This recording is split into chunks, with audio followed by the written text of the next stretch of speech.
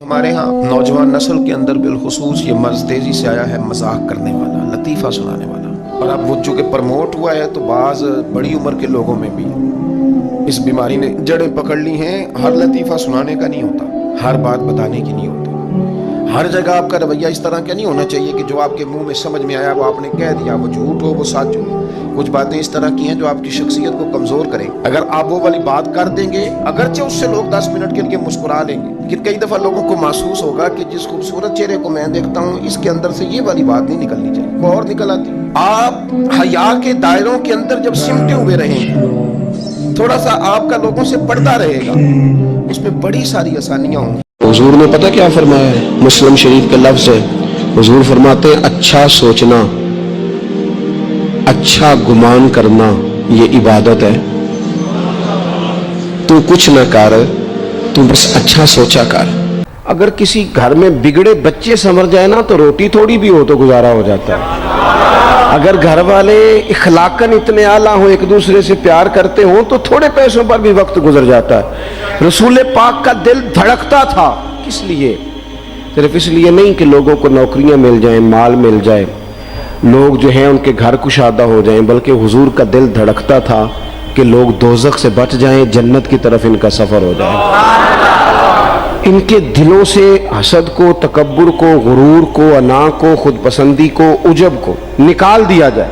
سنو، نبی پاک صلی اللہ تعالی علیہ وسلم نے ارشاد فرمایا، شرک کے بعد جو سب سے بڑا گناہ ہے وہ بدکاری ہے، بے حیائی ہے۔ اور نبی پاک علیہ السلام نے فرمایا کچھ عورتیں ایسی ہیں جو لباس پہن کے بھی ننگی ہیں۔ فرمایا یہ وہ عورتیں ہیں جنہیں اللہ تبارک و تعالی جنت کی ہوا بھی عطا نہیں کرے، خوشبو تک نہیں لگے۔ ان کو یہ سمجھائیں، یہ آج کل بڑا عروج ہے شادیوں کا۔ خواتین مہربانی کریں، اپنے اوپر رحم کھائیں، نہ اللہ کی نافرمانی مول لیں۔ ماؤں بہنوں بیٹیوں، پھر روتی ہو، دکھ سناتی ہو، کہتی ہو بڑی ساری آزمائش میں ہے، تو اگر تکلیف میں ہو تو پھر تو رحمت والے کام کرو نا۔ بندہ تکلیف میں بھی ہو، دکھوں میں بھی، اور کام عذاب والے کرے تو اسے کس طرح کر کے آسانی میسر آئے گی؟ اس لیے شریعت اسلامیہ کے دائرے کے اندر وقت گزارے۔ نبی پاک صلی اللہ تعالی علیہ وسلم نے فرمایا کچھ لوگ کھلم کھلا گناہ کریں گے قیامت کے قریب۔ اعلانیہ، یا رسول اللہ صلی اللہ علیہ وسلم وہ کس طرح؟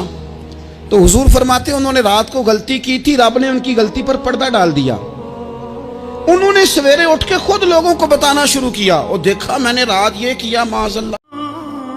وَقَضَىٰ رَبُّكَ أَلَّا تَعْبُدُوا إِلَّا إِيَّاهُ وَبِالْوَالِدَيْنِ إِحْسَانًا۔ تیرے رب نے فیصلہ کر دیا ہے کہ اس کے سوا کسی کی بندگی نہیں کرو گے، اور والدین کے ساتھ نیک سلوک کرو گے۔ اللہ کے حکم کے بعد، اللہ کے حق کے بعد والدین کا حق ہے۔ سورہ لقمان میں انشکر لی وَلِوَالِدَيْكَ، شکر ادا کرو میرا بھی اور اپنے والدین کا بھی۔ اور سورہ بنی اسرائیل میں تو کیا تفصیل آئی ہے، اما یبلغن عندک الکبر احدہما او کلاہما فلا تقل لہما اف ولا تنہرہما وقل لہما قولا کریما واخفض لہما جناح الذل من الرحمۃ وقل رب ارحمہما کما ربیانی صغیرا۔ اگر تمہارے والدین میں سے ایک یا دونوں تمہارے پاس بڑھاپے کی عمر کو پہنچ ہی جائیں، انہیں کبھی اف تک نہ کہنا، دل نہ توڑنا ان کا۔ اور ایک دفعہ ام سلمہ نے پوچھا، یا رسول اللہ دنیا کی عورت کا درجہ زیادہ ہے یا جنت کی عورت کا؟ تو آپ نے کہا دنیا کی عورت۔ کہا یا رسول اللہ وہ کیسے؟ ان کے ذہن میں وہ خیال تھا کہ ہم تو مٹی سے بنی ہیں، بڑھاپا بھی آتا ہے، موت بھی آتی ہے، پیشاب بھی ہے، گندگی بھی ہے، وہ تو مشک عنبر زعفران سے بنی ہیں، موت بھی نہیں، بڑھاپا بھی نہیں، پیشاب بھی نہیں، پخانہ بھی نہیں، تو وہ تو بڑے اعلیٰ ہیں۔ تو میرے نبی نے فرمایا ام سلمہ دنیا کی عورت نماز پڑھتی ہے، روزہ رکھتی ہے، اللہ کی بندگی کرتی ہے، گناہوں سے بچتی ہے، اس وجہ سے اللہ تعالیٰ جنت کی حوروں پر ایمان والی عورتوں کو اوپر کر دے گا۔ اگر والدین، تم سب بچے بیٹھو، والدین کو اپنی جنت بنا لو، ماں باپ کو اپنی جنت بنا لو، ان کی دعا لے لو۔ میرے نبی نے فرمایا کاش میری ماں زندہ ہوتی۔ ماں کا خاص طور پر منشن کیا، میری ماں کیوں کہ باپ کو تو دیکھا ہی نہیں اور ماں کو دیکھا ہے 6 سال۔ میری ماں زندہ ہوتی اور میں عشاء کی نماز کے مصلی پہ کھڑا ہوتا اور میرے گھر سے میری ماں کہتی محمد تو میں ماں کے لیے نماز توڑ دیتا. تیسرا حق ماں باپ کا جو اولاد کے ذمے ہے وہ انفاذ العہد ہے، ان کے عہد پورے کرنے، ان کے وعدے پورے کرنے. یعنی جو وہ اچھے کام کرتے تھے، غریبوں کی مدد کرتے تھے، لوگوں کو کھانا کھلاتے تھے، اپنے علاقے کی مساجد کی ذمہ داریاں لیے ہوئے تھے، مدارس کی ذمہ داریاں لیے ہوئے تھے، غرباء کے علاج معالجے کی ذمہ داریاں لیے ہوئے تھے، اس طرح اور رفاعی ذمہ داریاں اپنے ذمے انہوں نے لے رکھی تھی. تو ان کے انتقال کے بعد اگر صلاحیت اور حالت مالی ایسی ہو تو اولاد کو اس تسلسل کو ٹوٹنے نہیں دینا چاہیے کہ یہ نہیں ہے کہ اب والد صاحب چلے گئے، ماں چلی گئی تو غریب رشتہ دار جو پردے سے ان کی مدد ہوتی تھی یا ان کے گھر کا چولہا جلتا تھا تو ماں کے جانے کے بعد اب اولاد کہے کہ یہ آپ کا اور اس کا تعلق تھا، وہ چلی گئی تو کام ختم نہیں. اس معمول کو جاری رکھیں. قبر میں ماں کی روح خوش ہوگی، روح بھی خوش ہوگی اور اس کا اجر آپ کو بھی ملے گا اور برابر اتنا ہی اجر آپ کے ماں باپ کو بھی قبر میں ملے گا، اس لیے کہ اس کار خیر کو شروع انہوں نے کر رکھا تھا. جوانوں، عبادت کی لذت بھی جوانی میں ہے.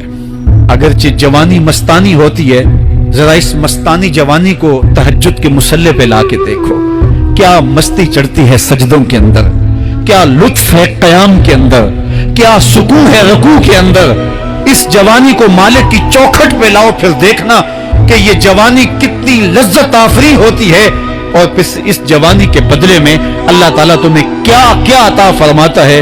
جوانی کے ایام میں مسجدوں کے ساتھ اپنے آپ کو وابستہ کرو، مسجدوں کی صفائی بھی اپنے معمولات میں شامل کرو. اپنی زندگی میں مہینے بعد، 8 دن بعد، یا جب آپ کو فرصت ہو، مسجد کی صفائی کا اپنے اوپر ذمہ لو. کسی بھی مسجد میں چلے جاؤ، اس کو صاف کرو. جب تم اللہ کے گھر کو دھو گے، اللہ تمہارے دل کو دھو دے گا، تمہارے دل کو اللہ پاک کر دے گا. تو یہ مسجدیں کعبۃ اللہ کی بیٹیاں ہیں. جمعے کی اذان پکاری جائے تو اس کے بعد پھر آپ کاروبار نہیں کر سکتے، پھر کاروبار کرنا حرام ہو جاتا ہے آپ کو. وازار البیع، پھر خرید و فروخت چھوڑ دو، پھر تم چل پڑو اللہ کے ذکر کی طرف. پھر تمہارے اوپر لازم ہے کہ تم ذکر کی طرف چل پڑو. تو اس لیے اس سہولت سے ہمیں فائدہ حاصل کرنا چاہیے کہ اگر ہم خطبہ پہلا چھوڑتے ہیں اور دوسری اذان یہ اذان ہے جس کے بعد کاروبار کرنا حرام ہے، اذان ثانی ہے.